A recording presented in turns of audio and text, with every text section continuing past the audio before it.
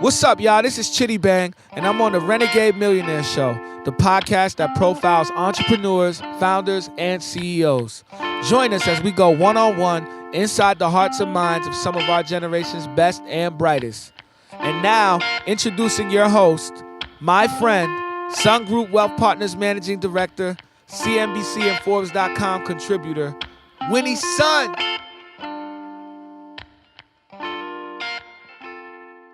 Good morning, good afternoon, good night. Wherever you are, thank you so much for tuning in. It's the Renegade Millionaire Show again, and we are, as you know, are taping here from LA. I'm Managing Director, Financial Advisor for Sun Group Wealth Partners, Winnie Sun. I appreciate you coming and tuning into this show. Those of you who know, we are on Forbes and CNBC and all that good stuff, and you can follow us on winniesun.com. And with that, really quick financial tip that I'm sharing these days with a lot of our clients is many people don't know, I find surprising that, did you know that even if you have a corporate retirement plan, such as a 401k plan or a SEP, if you're self-employed or a simple, that you can still contribute to an IRA. An IRA, which just stands for individual retirement account. So whether that be a traditional IRA or if you qualify income-wise for a Roth IRA, you can have both. You can have your individual retirement plan as well as a corporate plan. And with that, I'm super excited to introduce you to today's guest. It's Jeb Blount, who is calling us from not so sunny weather today, right, Jeb? But welcome. Thank you so much. I'm happy to be on today. I do wish you were in Southern California with us in the studio, and then I could take you to lunch, but I guess not in the cars. I love free lunch. Well, we'll have to encourage you to come out to Southern California one day and come see us. But I'd love to. I actually lived in Southern California twice. In the mid-'90s, I lived up in the Valencia area, Steve Ranch, and in the early 2000s, I lived down in Marina Del Rey. Oh, wow. Yeah, we're in Venice Beach here at TuneIn Studio, so just down the street from where you used to be. I used to walk down there and have breakfast. Love it. Well, those of you who are tuning in, I know that you're not looking to hear what I have to say. We're really here to hear what Jeb has to say. He founded a really cool website, or company, I should say, called SalesGravy in 2006, often called the Facebook of the sales profession. And it's the largest community, if I'm reading this right, the largest community of B2B sales professionals outside of LinkedIn. Is that right, Jeb? Yeah, that's correct. Wow. So what made you decide to do this or to start this organization? Well, I worked for a big company for most of my life. So I was there for almost 20 years. And then right back around the recession, you know how things were changing for a lot of companies. Oh, yeah. I was a senior executive. I was the vice president of sales, and we got bought out by a private equity company, and they started getting rid of people. And I was one of the people that was sort of in between and had to make some decisions about my career. And the decision was to go work for another big company, which I could have easily done, or take control over my life and do my own thing. And I'd always wanted to be an entrepreneur and had, in fact, worked that way in the corporate environment as an entrepreneur.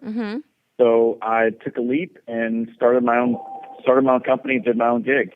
Wow, that's amazing. So let's talk about that. I mean, you've been used to getting a paycheck, working in a large company, and then you segue and say, hey, you know what, I'm going to start my own thing. But most small businesses are not successful. So what did you do different? Well, first of all, I did something that I knew. So I was, I'd always sold things my entire life, and I was at the time, the vice president of sales, so I knew sales. And so that was number one. So when I first started SalesGravy, I really focused on trying to build this community, which you described, and recognized pretty early on that was not a good monetization strategy. Selling advertising wasn't going to make any money. So I really started focusing on where the money was in sales, which was in careers. Okay. And so we created the environment for people to show up, and then we were able to sell advertising to companies who wanted to hire those salespeople. Oh, I see. So you built a community, and then that you knew would be attractive to where the dollars were. That's exactly right. So the first key was doing what I thought was something that I liked and that I understood and could make money at. The second thing was hustling. So I went from working in a big office at a corner office in Atlanta, Georgia. I had a secretary. I had You had every everything like that you sales manager of typically the would have year in a award, yeah 6-time I mean, there's like it goes on and on. Yeah, yeah. you were a I had big all that stuff. you were a big dog. I was a big dog, and I went from that to sitting in my in a chair in my house in my flip flops every day on the phone making cold calls, trying to sell people into putting their jobs on my job board on SalesGravy. That's So awesome. That's awesome. So this started in '06. So you've been working from home since '06. yes, well, it was.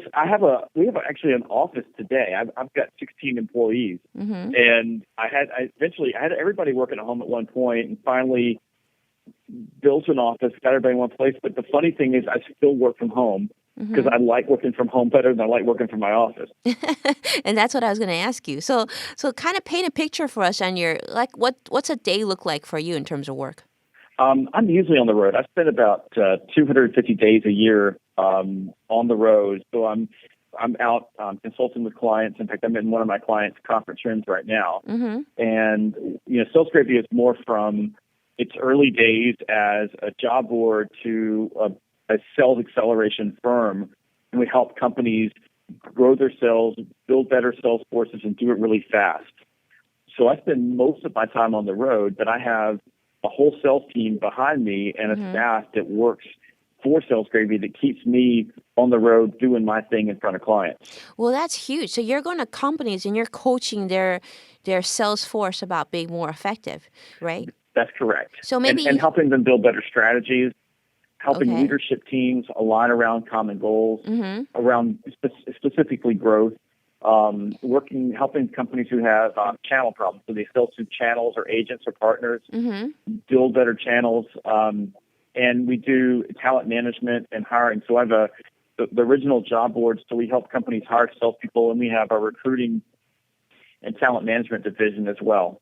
And all of that started from sitting in my office in my flip-flops making cold calls That's in awesome. 2006.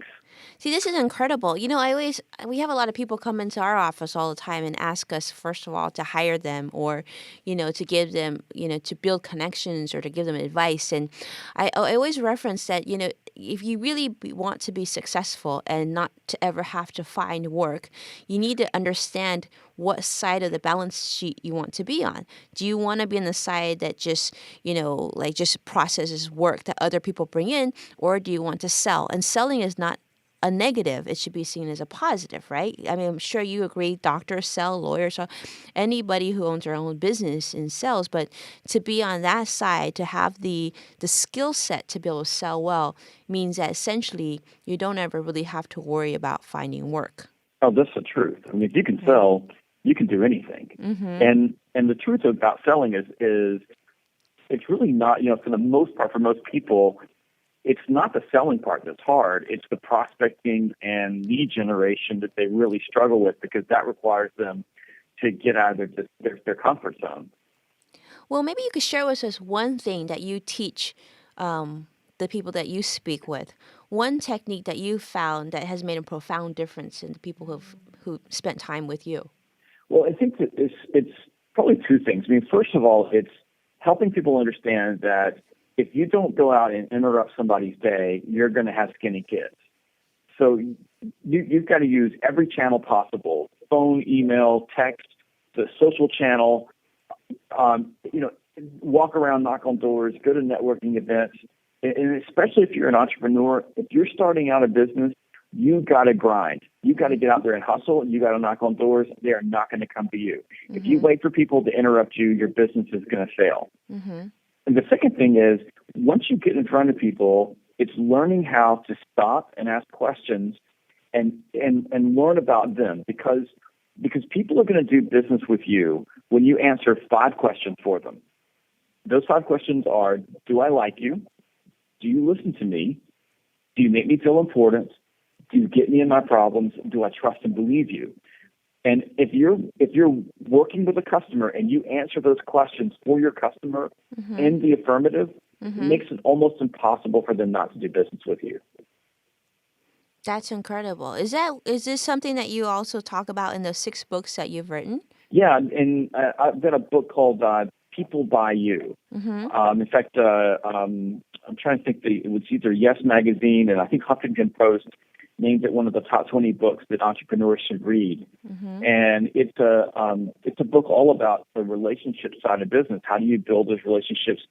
How do you get below the surface with clients and find out their real problems, and how do you solve those problems? And Mm-hmm. I mean, just think about it from an entrepreneur. What's your job? I mean, your job is to solve other people's problems.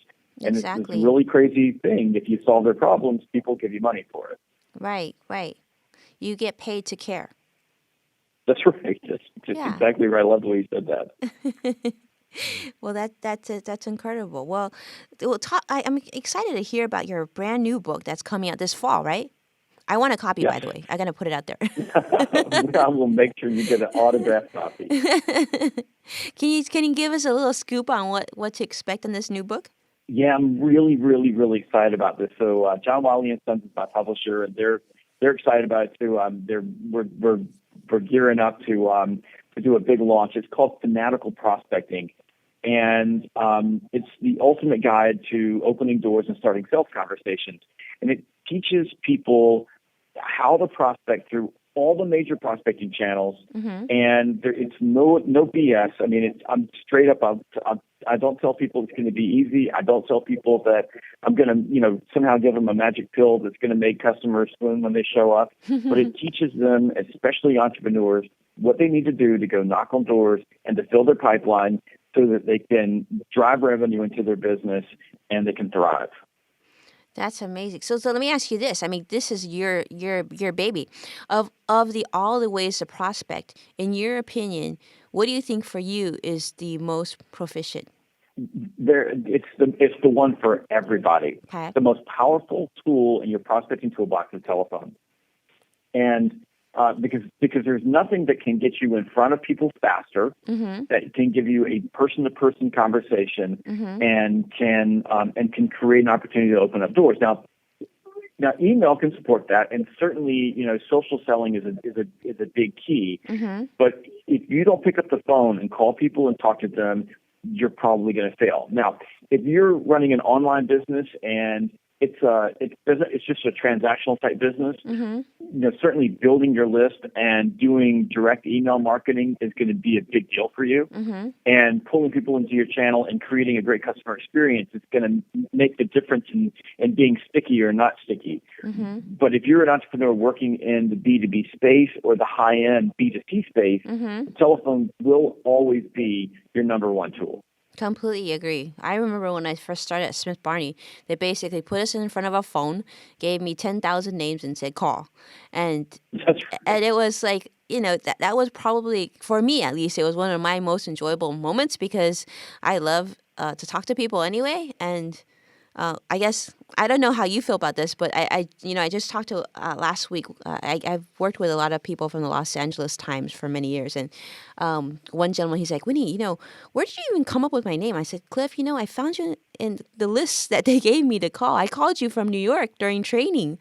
And I said, the thing that I found is when you sound young, like I do on the phone, nobody would hang up on you. And it was a great way to open Wow. doors. You're right. I mean, it's look, when you call on the phone, your voice is everything. So Mm-hmm. it's Zig Ziglar said that all sales is one person transferring emotion to another, and I believe that on telephone. I think that the two most important emotions are confidence and enthusiasm, Mm-hmm. and so if Happy that carries face. through in your voice, people are more likely to talk to you. That's And so true. Here's something interesting. Back when you had that list and you were calling, there were a certain number of people who would pick up the phone and answer it when you called. Mm-hmm. And if some people are saying, that nobody uses the phone anymore because everybody's texting and emailing. Mm-hmm. But there are a number of companies, including mine, that we track very closely what happens in our client companies and in our own company with the telephone. And we're seeing pickup rates actually increase. We did one of my Fanatical prospecting boot camps with a major insurance company, one of the top 5 insurance companies. We've been teaching their agents. And on our phone blocks with them, when they're actually dialing their clients, they're seeing above 50% contact rates. Wow. So we believe that because fewer people are actually dialing because of this myth that the text messaging and email are more powerful, that more people are actually picking up their phones, and because they carry their phones with them, it's more convenient for them to talk to you. Yeah, I completely agree with that. They're a lot more approachable, and not that many people call you these days. It's mostly text, so it becomes a little bit more special. Yeah. It does, and it's just as accessible as it always has been. Yeah, I love that. So you know what? I'm really curious. So I love the name of your company, SalesGravy. Can you tell me what was it? Why did you call it SalesGravy? Okay. I'll try to give you this in a nutshell. Okay, so the original name of my company was salesprofessionalsonline.com. Okay. And back in the early part of 2006, I was meeting with a friend of mine who is a bigwig in digital marketing. And I ran this idea by him as we were having lunch one afternoon, and he looked at me and said, "That's a dumb name. I would It's too agree. long. Nobody's ever going to remember it." It was kind of blah. So I had been, I'd already done a bunch of web work. I was ready for this, excited. So I remember just, walking out of that restaurant, with my head down and just my tail between my leg. I was all dejected. But I thought about it because I started looking for salesanything.com. And there was nothing. I mean, it's, every sales thing you could think of that was good was taken. Oh, so did GoDaddy introduce this to you? So we had Thanksgiving. Every year we went to Thanksgiving on Captiva Island in South Florida. So we were sitting there at Thanksgiving dinner and this is Thanksgiving 2006. And we were having dinner, and the waiter came over with a gravy boat and started pouring gravy on my potatoes. And at that moment, it just struck me. And I got it, and I stood up from the table, and my wife thought I'd lost my mind, left the restaurant, and ran across the parking lot over to the office of the hotel where we were staying. And the lady was sitting behind the front desk, and I said, "You got to move. I got to get on the line right now." And I pushed her out of the way and got on the hotel computer, went online, went to GoDaddy, and I registered SalesGravy.com. Okay, that's a GoDaddy commercial right there. I love it because I was like, well, that's a cute name. It's very memorable, but you don't really think, I'll call my company SalesGravy. Yeah. Well, I've always said, if you're doing all the right things in sales, you get gravy. And so I've said it a million times. And nobody ever forgets the name. I mean, once you hear SalesGravy, you don't forget. So I checked off my friend's box as being short and memorable. I love it. Yeah, that's great. Well, let's talk a little bit more. I'm just so curious. So you've got over like 100,000 followers on Twitter. I mean, let's talk about, because, Money Tips and I are writing this book about people working from home. And you're actually a perfect example of this. You've built a huge business from your home. And so it's really a new trend that we're seeing, because it's very modern. Technology allows us mobility. So you own your own business. I guess you also have an office with a bunch of people working there. You said over 16 employees. So why do you choose to work from home? I get more done. As soon as I walk through my office door, it's the same thing when I work in the corporate world. As soon as I walk through the office door, people want to spend time with me, and I don't blame them. I mean, I'm a pretty big guy. You're a sales celebrity. All the stuff that's happening, and I do need to spend time with my people. But when I'm at home, I'm focused, and I can, and I'm good at that. Some people can't focus at home, but for me, that's where I focus. And I don't have distractions, and I don't have to. I know this is weird from a work-life balance standpoint, but I don't have to quit work. Yeah, for sure. I think, and it's a lifestyle, it's the way that you do things. It's my way, but I typically, I'll work from my office at home, and then when my family comes home, we'll have dinner, and then, I'll shift to the couch and I'll, do all my web work and social media stuff while we're watching TV or something at night. And, and then I'm going to go to bed and start over again in the morning, but there's no break. And when I get up in the morning, I'm ready to go. I don't have to get in a car, drive to the office, go through all that stuff. So for me, it made sense. Then when starting my business off, it was the only thing that made sense. I mean, going out and investing in an office was expensive, and as you know, if we were starting these businesses back in the early '80s or the '70s, we couldn't do the things we can do today because there's all of this software and these tools that make it so easy to run a full-size office, without anybody being there. Yeah, it's incredible. And you probably have great work-life balance, right, with the family? I'm not the poster child for work-life balance. 'Cause my wife is, in the business with me. So, we don't, it's a good relationship, to have, because I love working with my wife. It's fun being there, and we get to spend time together.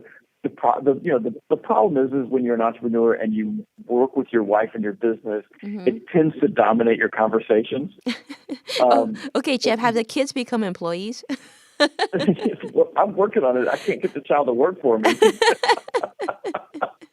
So I think, but it's